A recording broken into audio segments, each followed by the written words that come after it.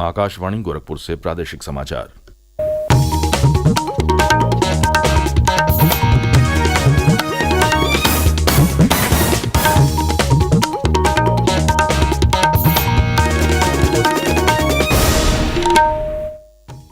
नमस्कार, समाचार बुलेटिन के साथ मैं विकास राय। पहले मुख्य समाचार। लोकसभा चुनाव के पहले चरण के लिए नामांकन प्रक्रिया पूरी। प्रदेश की 8 संसदीय सीटों के लिए 155 प्रत्याशियों ने भरे पर्चे। दूसरे चरण के चुनाव के लिए आज जारी होगी अधिसूचना। प्रदेश की 8 लोकसभा सीटों पर 4 अप्रैल तक चलेगी नामांकन प्रक्रिया। प्रदेश में 4 और लोकसभा सीटों पर कांग्रेस ने घोषित किए प्रत्याशी। सीतापुर से पूर्व मंत्री नकुल दुबे और महाराजगंज से विधायक वीरेंद्र चौधरी को बनाया उम्मीदवार। और मुख्यमंत्री योगी आदित्यनाथ ने प्रबुद्ध सम्मेलनों के जरिए शुरू किया लोकसभा चुनाव का प्रचार।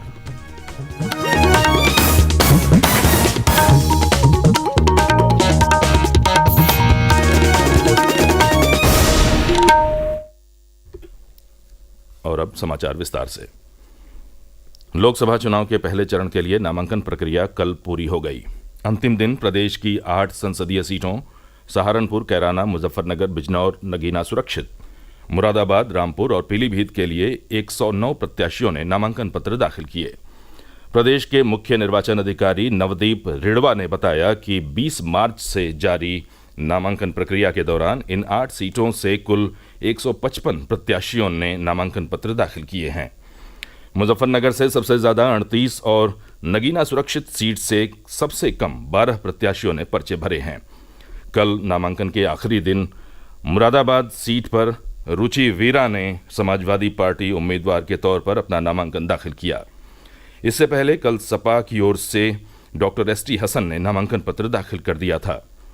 उधर जिलाधिकारी मानवेंद्र सिंह ने एसटी हसन के नामांकन रद्द होने की पुष्टि की है। इस सीट पर भाजपा प्रत्याशी कुंवर सर्वेश कुमार सिंह और बसपा प्रत्याशी इरफान सैफी पहले नामांकन दाखिल कर चुके हैं। रामपुर लोकसभा सीट पर भाजपा की ओर से घनश्याम लोधी और बसपा की ओर से जीशान खां ने कल नामांकन दाखिल किया। वहीं सपा की ओर से मोहिबुल्लाह नदवी ने अपना पर्चा दाखिल किया। इस सीट पर आजम खां के करीबी आसिम राजा ने भी नामांकन पत्र दाखिल किया और पूर्व जिला पंचायत अध्यक्ष हाफिज अब्दुल सलाम ने निर्दलीय पर्चा भरा है। सहारनपुर से भाजपा के प्रत्याशी राघव लखनपाल शर्मा ने कल भाजपा नेता और उप मुख्यमंत्री ब्रजेश पाठक की मौजूदगी में नामांकन दाखिल किया। इस सीट पर बसपा के माजिद अली और कांग्रेस सपा गठबंधन के इमरान मसूद मैदान में हैं। वहीं पीलीभीत लोकसभा सीट के लिए कल भाजपा प्रत्याशी जितिन प्रसाद सहित कुल 12 प्रत्याशियों ने अपने नामांकन पत्र दाखिल किए। पेश है हमारे प्रतिनिधि की एक रिपोर्ट। पीलीभीत में कुल 12 नामांकन दाखिल हुए, जिसके बाद पर्चा दाखिल करने वालों की संख्या 16 हो गई है। भाजपा प्रत्याशी जितिन प्रसाद ने दलबल के साथ यहां पहुंचकर अपना नामांकन कराया।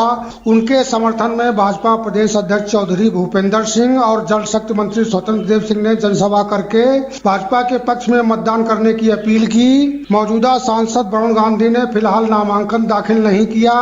इससे उनके द्वारा भाजपा से बगावत करके निर्दलीय चुनाव लड़ने की अटकलों पर विराम लग गया है। सपा प्रत्याशी भगवत शरण गंगवार और बसपा प्रत्याशी अनीस अहमद खान उर्फ फूल बाबू नामांकन करवा चुके हैं। पर्चों की जांच और नाम वापसी के बाद 30 मार्च को चुनावी तस्वीर पूरी तरह साफ हो जाएगी। सतीश मिश्र, आकाशवाणी समाचार, पीलीभीत।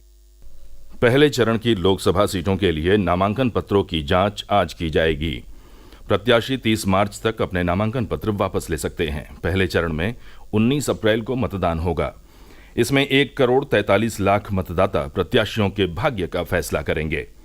मतगणना 4 जून को होगी। लोकसभा चुनाव के दूसरे चरण के लिए आज अधिसूचना जारी होने के साथ ही नामांकन प्रक्रिया शुरू हो जाएगी। प्रदेश के मुख्य निर्वाचन अधिकारी नवदीप रिड़वा ने बताया कि दूसरे चरण में उत्तर प्रदेश की 8 सीटों पर चुनाव होगा। इसमें अमरोहा, मेरठ, बागपत, गाजियाबाद, गौतम बुद्ध नगर, बुलंदशहर, अलीगढ़ और मथुरा शामिल हैं। इन 8 सीटों में 7 सीटें सामान्य और बुलंदशहर की सीट अनुसूचित जाति के लिए आरक्षित है। इन सीटों पर उम्मीदवार 4 अप्रैल तक अपना नामांकन पत्र दाखिल कर सकेंगे और नामांकन पत्रों की जांच 5 अप्रैल को होगी। उम्मीदवार 8 अप्रैल तक अपने नाम वापस ले सकेंगे। इन सीटों के लिए मतदान 26 अप्रैल को होगा। निर्वाचन आयोग ने सभी प्रदेशों के मुख्य निर्वाचन अधिकारियों को इस वर्ष मार्च से जून माह के दौरान सामान्य से अधिक तापमान रहने के मौसम विभाग के अनुमान के मद्देनजर परामर्श जारी किया है। आयोग ने मुख्य निर्वाचन अधिकारियों से मतदान केंद्रों पर पेयजल और छाया सहित बुनियादी सुविधाएं उपलब्ध कराने को कहा है।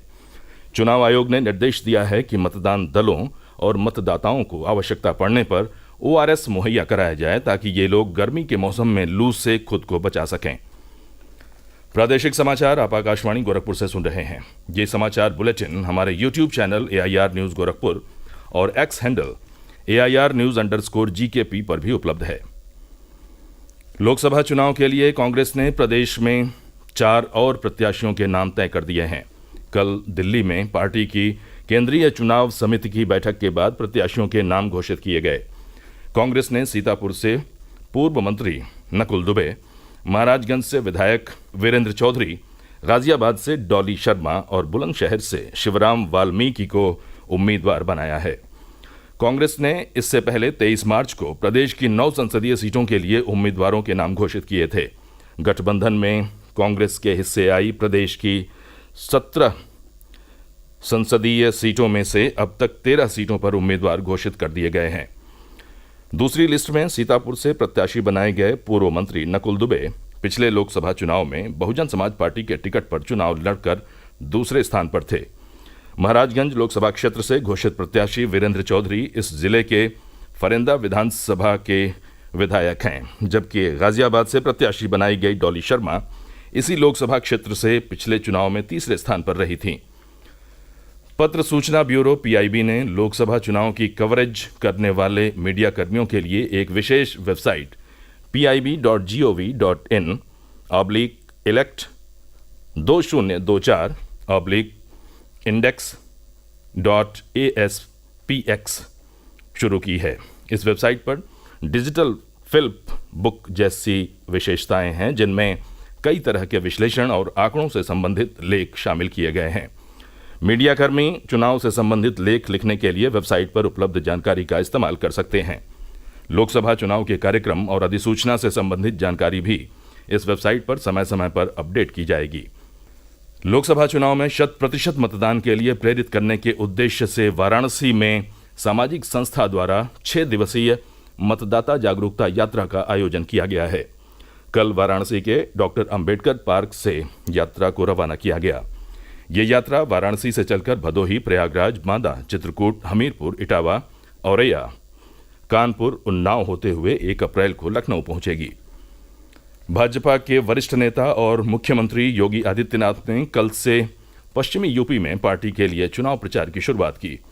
उन्होंने कल 3 जिलों मथुरा, मेरठ और गाजियाबाद में प्रबुद्ध वर्ग के सम्मेलनों को संबोधित किया। श्री योगी ने मथुरा में प्रबुद्ध सम्मेलन को संबोधित करने से पहले श्री कृष्ण जन्मस्थान में ठाकुर जी की पूजा अर्चना की। प्रबुद्ध सम्मेलनों में श्री योगी ने सरकार की उपलब्धियां गिनाई। वे आज मुजफ्फरनगर, शामली और सहारनपुर में प्रबुद्ध सम्मेलनों को संबोधित करेंगे। महोबा के खन्ना थाना क्षेत्र के कानपुर सागर हाईवे पर कल देर रात 2 ट्रकों के भीषण टक्कर से आग लग गई। हादसे में दोनों ट्रकों के चालकों की जलकर मौत हो गई। दुर्घटना की जानकारी होते ही प्रशासन, पुलिस और फायर ब्रिगेड की टीम मौके पर पहुंची और आग पर काबू पाने के बाद शवों को बाहर निकाला। पश्चिमी विक्षोभ के सक्रिय होने से आज से मौसम में फिर बदलाव होने के आसार हैं।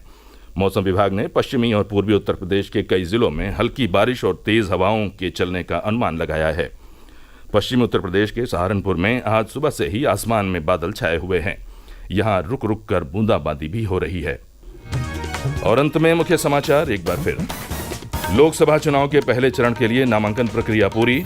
प्रदेश की 8 संसदीय सीटों के लिए 155 प्रत्याशियों ने भरे पर्चे। दूसरे चरण के चुनाव के लिए आज जारी होगी अधिसूचना। प्रदेश की 8 लोकसभा सीटों पर 4 अप्रैल तक चलेगी नामांकन प्रक्रिया।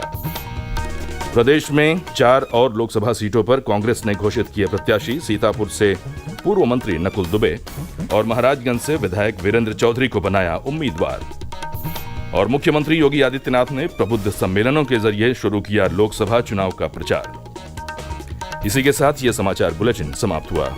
नमस्कार।